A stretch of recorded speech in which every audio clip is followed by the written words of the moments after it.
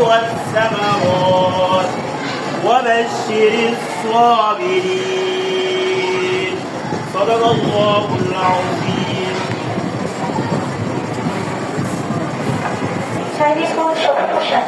সম্মানিত পরিচালক স্যার আওলাদ হোসেন স্যার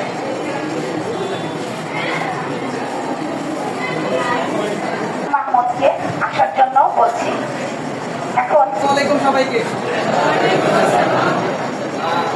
আমার নাম অনেকে মনে জানো, অনেকে জানতেও না পারবে, তাই আমার বলে এসএসসি বলছিল 1871। তো আমি স্কুলে বরাবরই অনেক দুষ্ট একটা ছাত্র, তো সেই অনুযায়ী আমার সামনে আসার এক্সপিরিয়েন্স খুব কম। ভুল ত্রুটি হলে অবশ্যই ক্ষমার ছবি থাকবা। তো আমি আমার পক্ষ থেকে তোমাদের কিছু বলি, হয়তো তোমাদের কাজে লাগে। এসএসসি পরীক্ষা তেমন হার্ড না।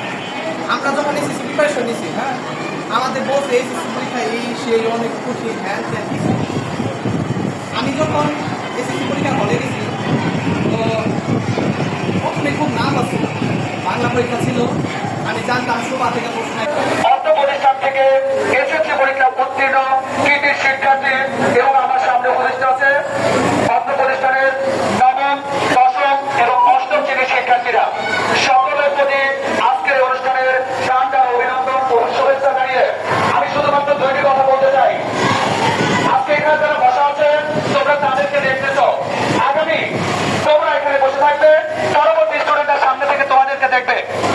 আমি সবার হাতটা একটু করে দেখতে চাই, কে কে প্লাস পেতে চাই, কে কে প্লাস পেতে চাই।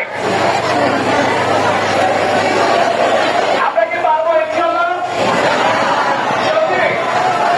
তবে থ্যাংক ইউ, হাতটা নামাও। তোমাদের সকলের প্রতি শুভকামনা জানিয়ে কৃতি শিক্ষার্থীদেরকে উজ্জ্বল ভবিষ্যৎ কামনা করে আমি আমার কথা শেষ করছি। আসসালামু আলাইকুম।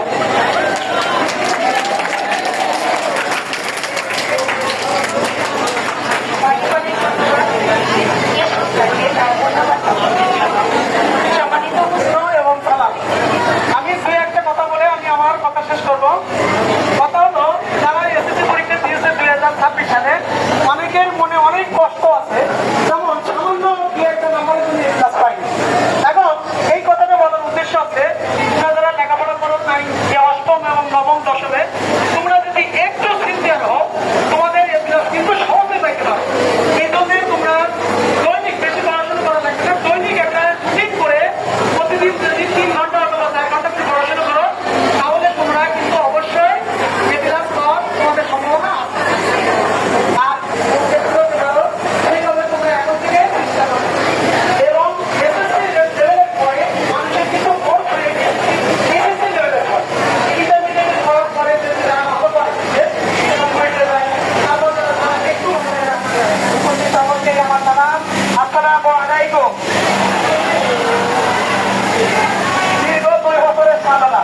দীর্ঘ 2 বছরের সাধনার পরে আজকে আমাদের এই যে বিপদে যারা আছে তাদের একটা সম্বর্ধনা অনুষ্ঠান। দীর্ঘ 2 বছর পড়ালেখার পর এই যে সম্বর্ধনা, এটা আমরা সবাই পেতে চাই। পেতে চাই নাকি? যাওয়ার পরে তোমার জীবনের পরিবর্তন শুরু হবে। আমরা অনেকেই বলি না, এই যে এখন যারা এখানে বসে আছো, আমাদের কথা শুনতে পারছো এবং তোমাদের এই যে ভাইদের দেখতে পাচ্ছ, বোনদের দেখতে পাচ্ছ, যে ভালো মতো লেখাপড়া করো।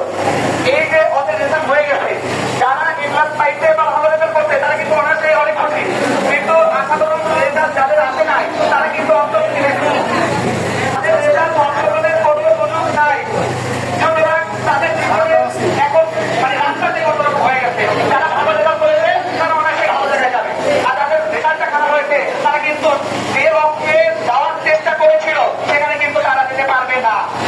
সুতরাং এখন থেকে যদি তোমরা পড়ালেখায় মনোযোগী হও এবং তোমাদের দিক নির্দেশনা ঠিক রেখে সামনে এগিয়ে যাও, তাহলে হয়তোবা তোমরা ওই ক্লাস দিয়ে আসতে পারবে এবং তোমাদের বাবা মা এবং আমাদের এই প্রতিষ্ঠানের সুনাম ধরে রাখতে পারবে। আমরা আশা করি আজ থেকে এখন থেকে আমরা ভালো রেজাল্টের প্রত্যাশা রেখে সামনের দিকে আগাবো ইনশাআল্লাহ।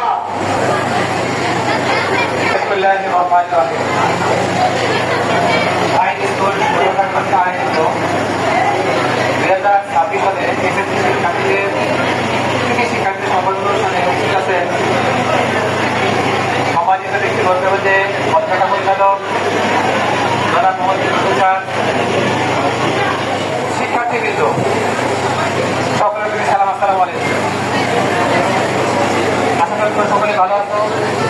সফলতা অর্জন করেছে তাদের জন্য আজকের দিনটা।